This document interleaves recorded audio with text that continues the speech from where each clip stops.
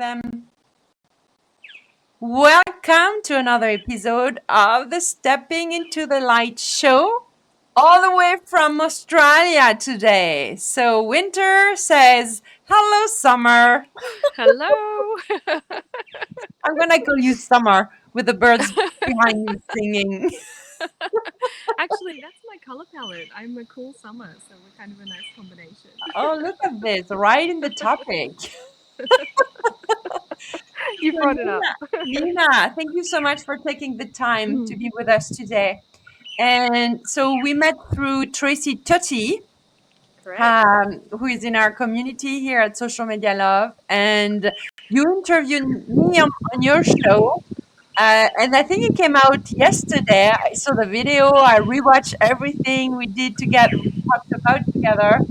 And today I want to talk to you because I'm always curious to have conversation with women entrepreneur about their relationship with visibility, especially when you first start a business, and then as you grow the business, we will go through maybe stories that you want to share around how you learn how to become more and more visible. But first, tell us where you are talking to us from, who you serve on earth, and who you are. Yeah, love that. Thank you. I'm Nina. I'm the executive stylist, Nina Fountain, and I'm at the moment in Australia. I'm near the beach in a town called Coffs Harbour, which is about 6.5 hours drive north of Sydney. And it's about 9 in the morning. So I think it's kind of afternoon slash evening where you are. It's nine in Yes, the morning, a day ahead, yes, we are which is usually evening. Yeah.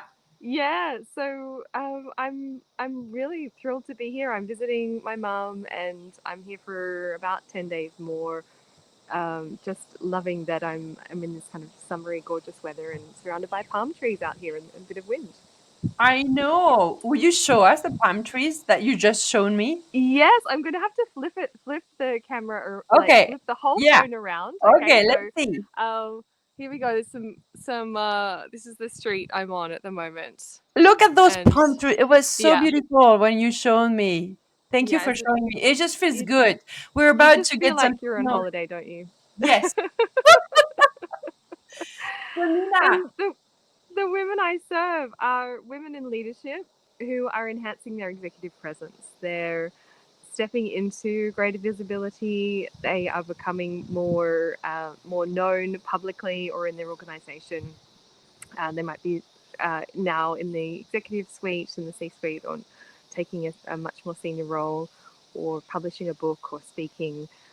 And so they know the power of style that speaks for them and speaks to who they are instantly to their audience. so what brought you to really focus on the style? What is the story behind this? Style is, for me, something I've always been fascinated by. The story, do you want the story of how I got into what I'm doing? Yes. Yeah, so, well, I realized in about 2016 that I had been doing my 10,000 hours of getting to know style and how style works without even really realizing it. And that came about because my sister and her friend asked me to give a talk on style. They were running a group of women and they wanted someone to speak to this topic. And they said to me, "You're the most stylish person we know. Do you think you could do a talk on style?" And when someone asks you with that question, it's very hard to say no. So I wanted to say yes. It was just the topic I love talking about. And then as I was preparing and thinking how to help these women and what could I say, what was going to give them cut through ideas that would work for them, that also worked for me. I had so much fun preparing it. I think I had a month and a half up my sleeve, and it was one of those things I kept coming back to and tinkering and just really enjoying it.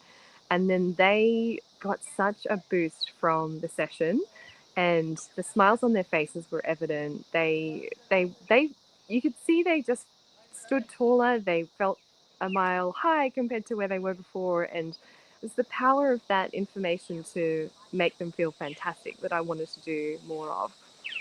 And So at the time, yeah. do you feel that most women entrepreneurs or leaders or the women you support, do they feel on style or out of style most of the time? The women I support are a mix where they sometimes they feel like they've really landed it in a few outfits. That's probably I'd say that's the most common experience. They know that they've got one or two, maybe three or four pieces and outfits, garments that they feel really work for them and are beautiful. They love to wear those. They know the power of what it's like to just turn up feeling great, feeling I like to be seen in this, but at the same time, it hasn't come together for the rest of their wardrobe, and they know that when they've tried, it hasn't worked. They've maybe tried shopping. They've tried shopping with a girlfriend. They've tried online. They've looked at Instagram stylists and bought what they recommend, and none of those things have really had the effect that they wanted them to have. So they know it's probably similar to getting an interior designer to do the house. If you get someone in who really knows what they're doing, in a few weeks' time, you can have that place transformed, and the difference and the lift that it brings to your life is huge. So they know that a stylist is going to be able to do that for them, and when the reason they work with me is that I come from the place of understanding who they authentically are, so that they're not trying to pretend in their style, but instead they're aligning in their style with who they are. And that is their most powerful style. It's the style they carry best. It's the style that they are most authentic in and that they bring their integrity to.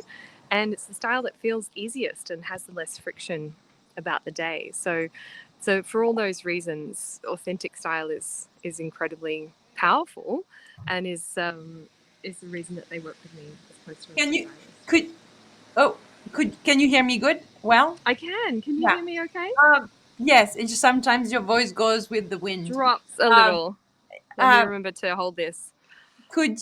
would you share like a little secret with me, like when, like when you work with your clients, is there always that same tipping moment where they switch, their shift, like they get it and you see that it's boom, it's coming? Is there, what would be that moment for you as a stylist?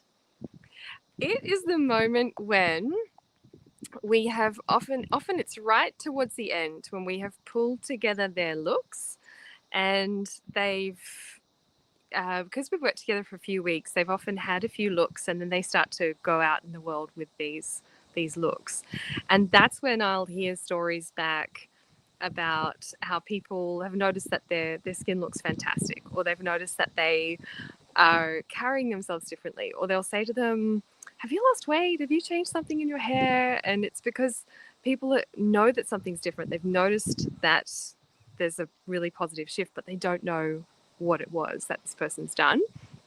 And so that's when they're wanting to compliment them, but not being able to put their finger on what it is that they've done. I Yeah. love it. Yeah, I love it. Yeah. Good. So, how long have you been doing this, Nina? Yeah, since 2017. So that I gave that talk in 2016. I think it was September, and then a few months later, I got my certification and set up the business because I wanted to do this more. So 2017, and since then, I've served hundreds of women, including CEOs, executives, coaches, consultants, businesswomen.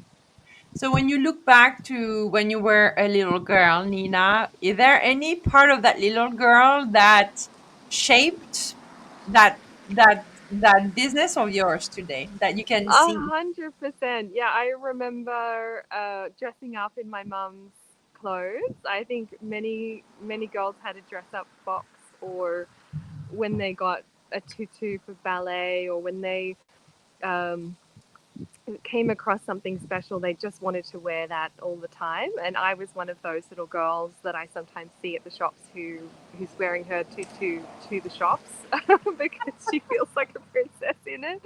And then I remember my mum had in the dress up box, excuse me, two pieces that I just loved to to throw on.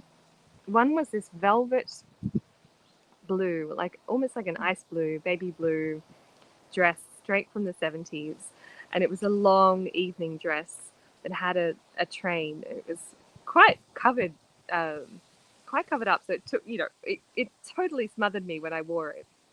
But then she had some little silver sandals, strappy sandals with a block heel, and they were 3 times too big for me. But I would put them on and walk around the house in these little strappy sandals and this gorgeous ice blue velvet, baby blue is a better color for it, velvet dress, and just feel so different. Felt like special, fun, um, gorgeous, and just to be able to embody that, it's like your imagination steps into a new place. You've kind of given yourself the opportunity to be something different for a little while. So I Oh, just love that, yeah. And I think we all dress up. I think it's Kate Spade who said, "You never stop dressing up. Dressing up is we style and fashion is all about dressing up. You never stop playing dress ups." And yeah, I just think there's an element to that for sure, where it's imagination, it's fun, it's playful, it's creative. At the same time, what I'm really striving for my clients is that sense of alignment, which is actually quite grounded and quite, quite affirming and empowering. It's not only the stuff of imagination and creativity. It's actually really bringing those two together, where you can embody who you feel yourself to be. Even if you can't fully see that in your life around you. If you're stepping into a senior role and you're in some way trying to convince yourself that this is who you are, um, how you dress and how you wear, how you show what you wear and how you show up is also sending a message back to you that this is who you are. This is this is what you're stepping into, and you get that opportunity to embody the transformed person that you see yourself becoming. I love it. So, I'm sure among your clients, you serve women like me who spend their life in front of a camera. Yes, Like we you do see, that so much more now. you see them like through the square of a screen or the rectangle of the screen. Like, what would be your number one advice or tip for all of the women who are watching or will be watching the replay in terms of styling yourself when you are on a screen and you Yes. talk to your audience? So this is something I do take my clients through, because we're so much more online, and many of my clients, as you're saying, are online. If they're working from home sometimes, if they're serving clients, where I'd say, you know, the week is typically split between in person and online. So I do have a whole, set of content around this, and it's something I'm planning to put in more into my community next year. That we'll spend some more time focused on that.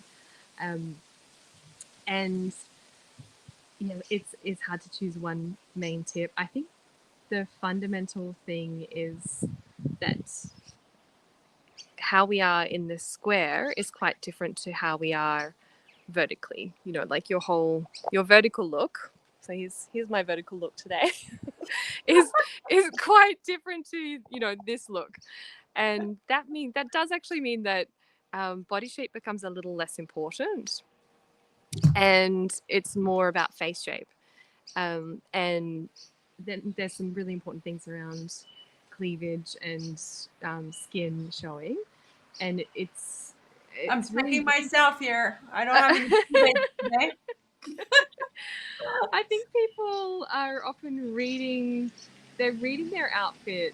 When you do that check in the morning in the mirror to leave the house, people aren't necessarily doing that same thing before they get onto a Zoom call or a video meeting. But it's really worth doing that. It's just doing that check to make sure things are okay, things are in place, and it's thinking this this visage, this what you can see here, this little very small square is the only way you're representing yourself. So in that square, you want things to be proportionate, balanced, harmonious with your skin tone, modest, in the appropriate way. to align with the culture of the people that you're working with.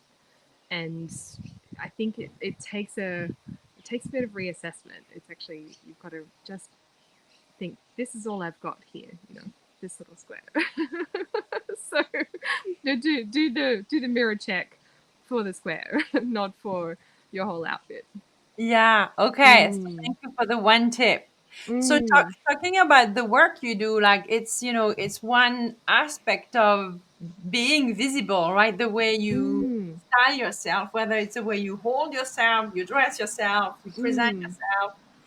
Um, as a business owner, like in 2016, being in the industry that you are in, what was maybe one thing that you felt that you had to learn about becoming visible, even though you were the queen of style, right?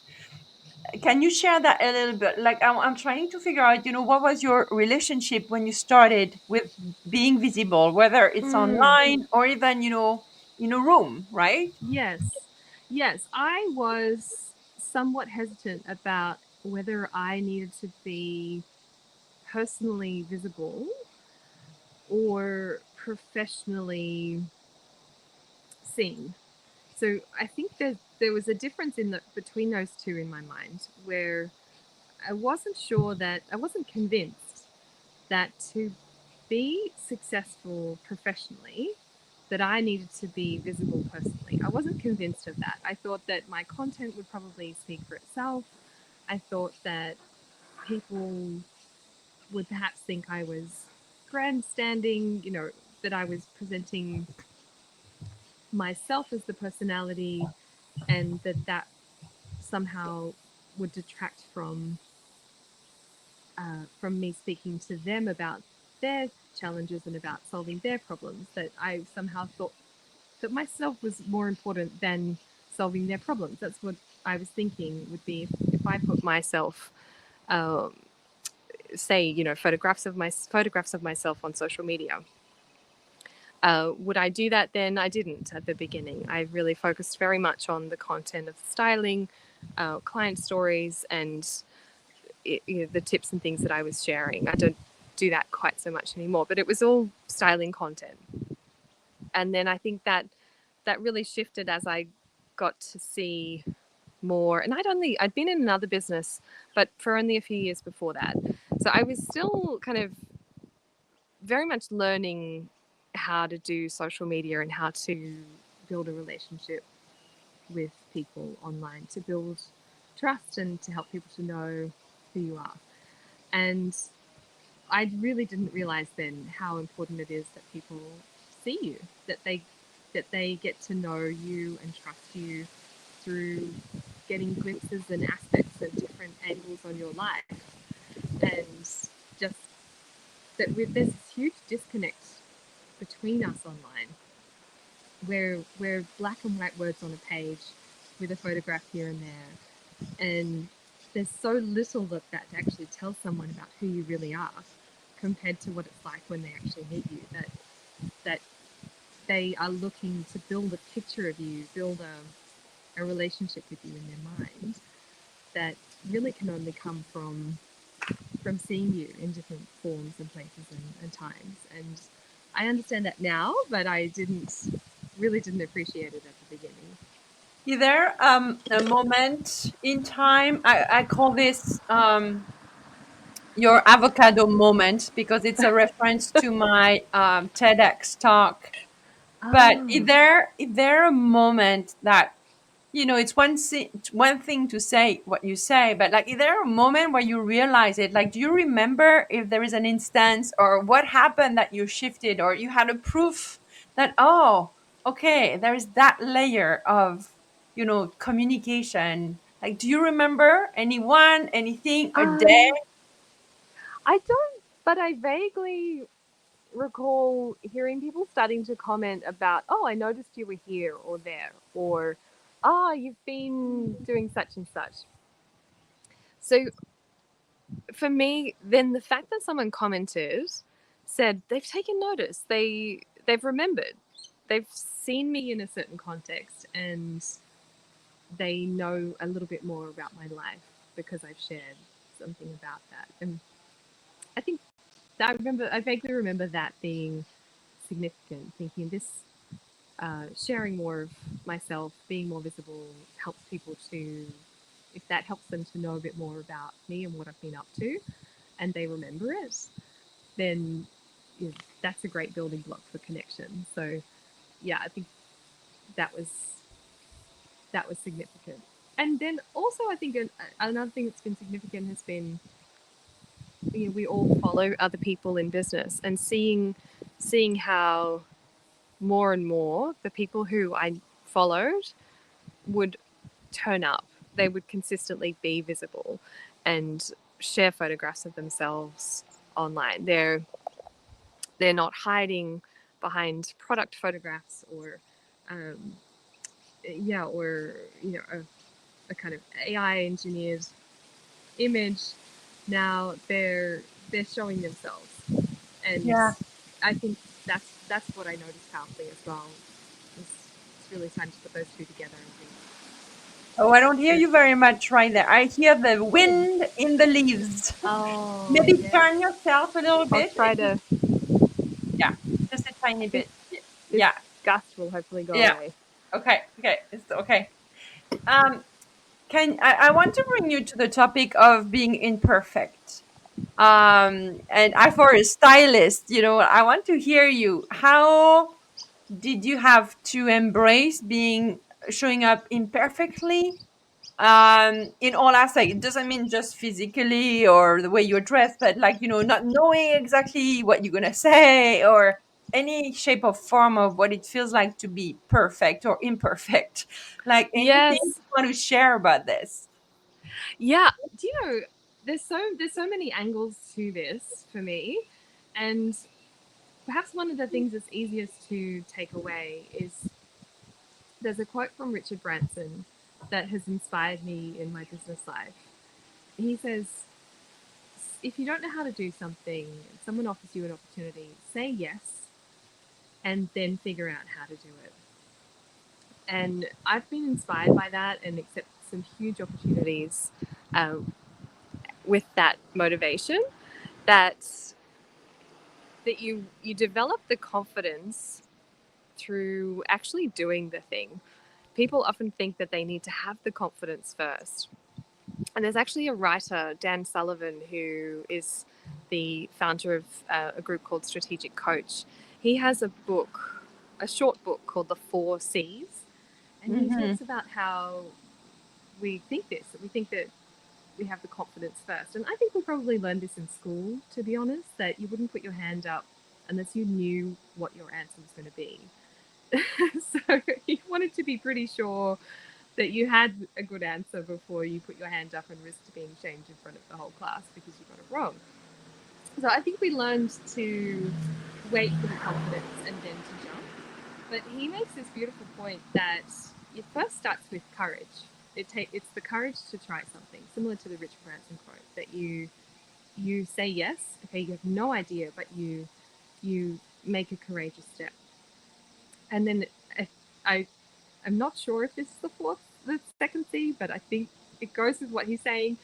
The next one is commitment. So you jump 2 feet in, and then in doing the thing, develop the competence to you see yourself, and because you're now in this situation, you're now developing the competence, and that's when you feel confident. Is when you look back and you see that you did that thing, and you did it because firstly it started with courage, and then you were committed to it. Then you developed the confidence as you went into it. So that in my business life has inspired me to do things that don't feel completely tied up in a bow and packaged perfectly.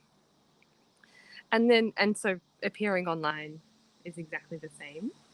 And then I think there's another really relevant stream to us now, stream of consciousness, stream of thinking now, especially around the evolution of AI and how we're seeing, automatically generated content in our feeds so much more.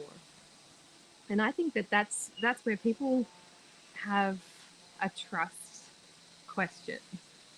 And my question often when I see something that's been generated by AI is how much of the person themselves is actually in this content? And was this just a couple of prompts, spit it out, it took them 10 seconds, they did a quick review and they posted it up online? It's like what is the authenticity here? What is genuinely them and what is just, a machine telling me some thoughts that may or may not be relevant to me. Because I'm wanting to be connecting with the person themselves, understanding them, you know, the same thing that our audiences are wanting from us, knowing them.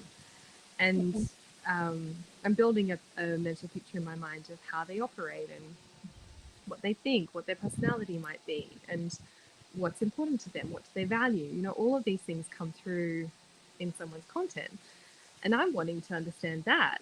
And if I see something that looks perfect and that seems like it's artificially generated, then it kind of is a turn off for me, to be honest.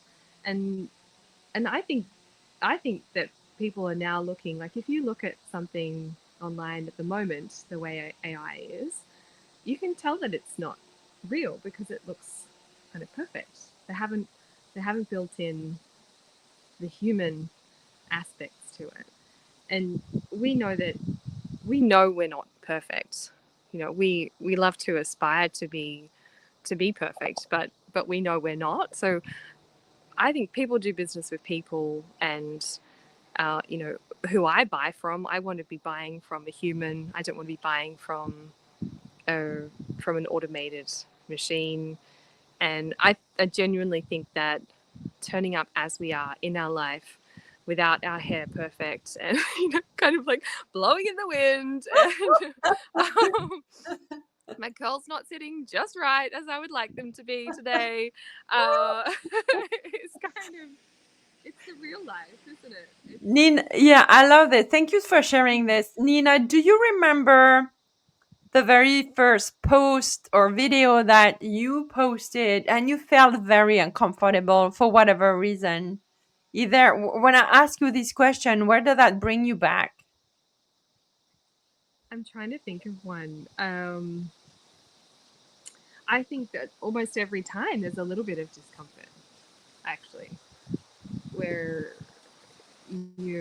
it's a little, it's probably, it's not the same. It's probably a little bit like asking someone um, whether they would like to buy from you, or whether asking someone whether they would like to join you at an event, or there's always um, there's always a slight level of discomfort because you just don't know how it's going to land. And then I watch it for like the hour after that. Like, did it resonate with anyone? Was this what they wanted to hear? Is there something in the post that they might not have understood very well? So it's the lack of certainty, I guess, which is conversation, isn't it? You don't. The difference is that you put something out there first, and then you're waiting for the response, and you have to sometimes wait an hour, 2 hours, 3 hours, half a day before, excuse me, whether anyone's responded. So, Yeah, or and how maybe it's there helped is, them. yeah, and I love that you bring that up because that's something, I support my clients with. Like we have a tendency to make attach meaning to a post Mm, based on their performance, mm, nobody's watching or nobody's commenting, and we make it mean something about ourselves, mm. about our business, and then we're going down the rabbit hole. So I love that what you say, that every day I feel uncomfortable, but I still do it, and I Yeah. love this because this is the only way we're gonna get to know you, and Mm. and you're showing up, and that's kind of how once I knew who you were, like I kept looking at your stuff, and that's the only way you're gonna get people to know your values, what you like, why should I trust you, and Yes. Yes. so I commend you for this, your courage, your C's, all your C's.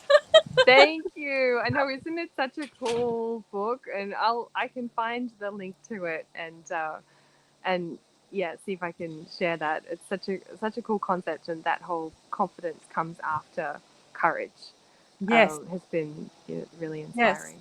My one of my coaches says money follows courage in business. Ah, I like that. Yes. Yes, Yeah. Yeah.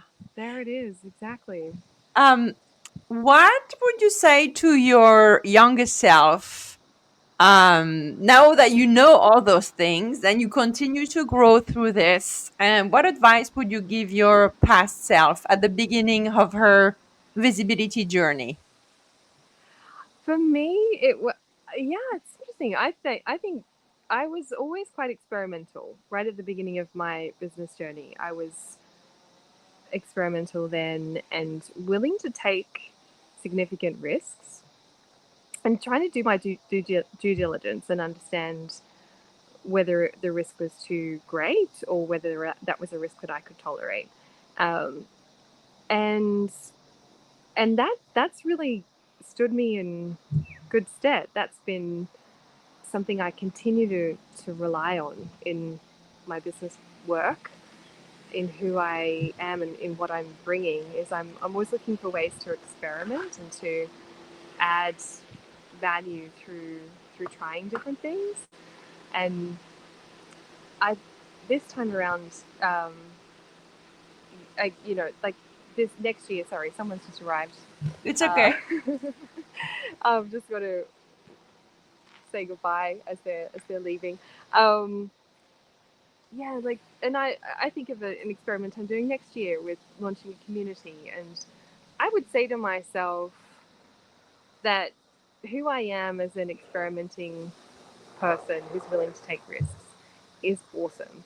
And even though I hadn't seen that around me and I don't have any other entrepreneurs in my family, it's only recently that I found out that my grandfather started a business and started a couple of businesses. Um, it's it's my path and my journey, and I guess I would just affirm myself in being who I am and in wanting to walk that journey, that it's the best it could be.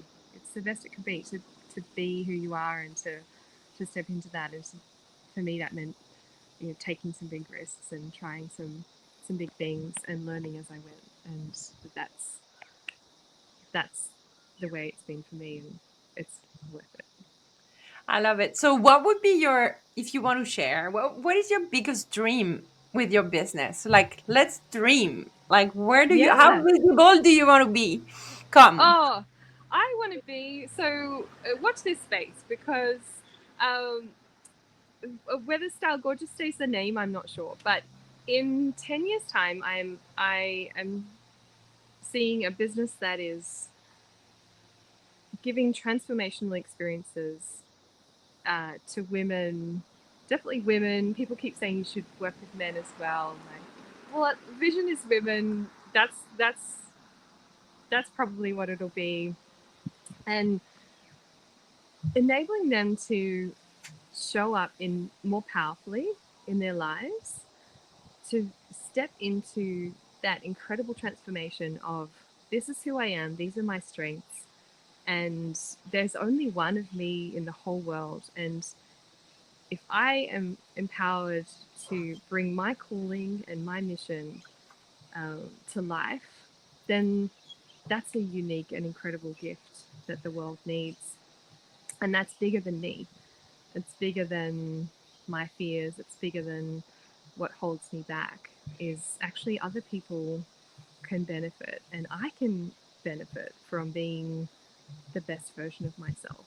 So that's what I think we'll be doing, is that style is this beautiful tool that we use to embody our best selves, as well as all the incredible other things it gives us, like fantastic first impressions and that sense of alignment and all that gorgeous, the joy and the creativity, being surrounded by beauty.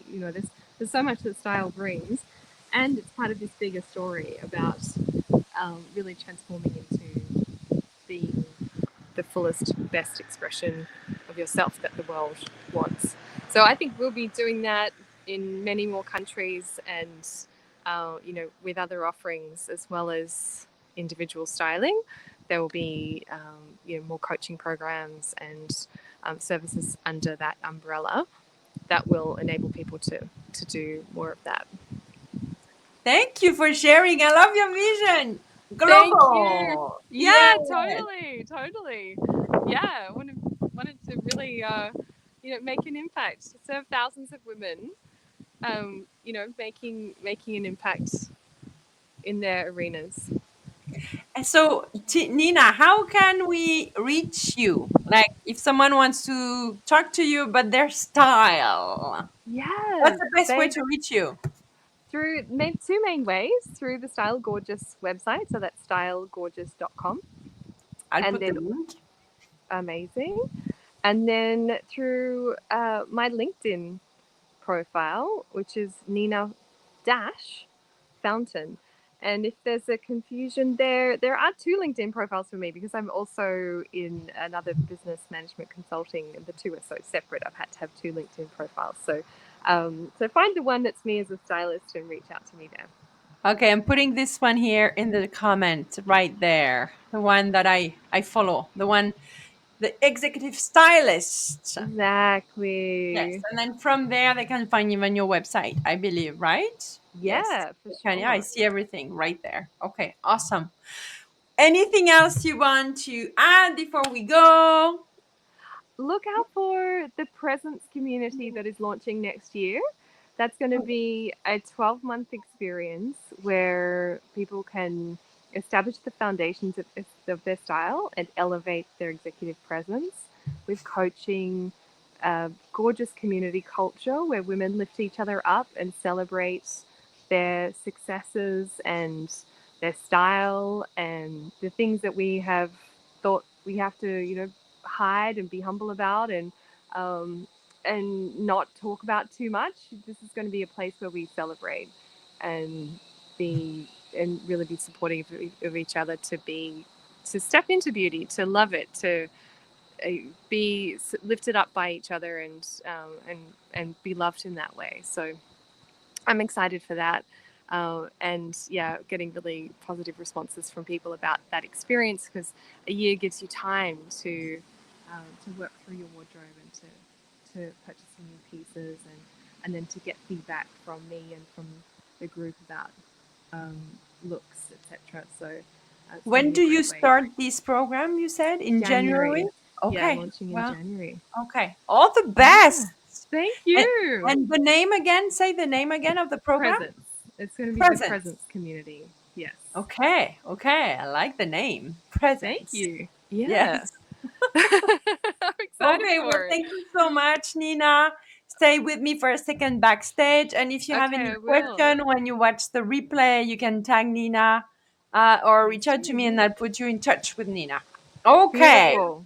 Thank you so Thanks, much for your Angélique. time. So lovely to chat. What a beautiful topic. And I love what you're doing to empower women to dance with their fears and to step into their incredible potential. I just think you're amazing at what you do. I'm so excited for what you're doing and what you're bringing. Thank you. You're so sweet. Thank It's you. true. It's true.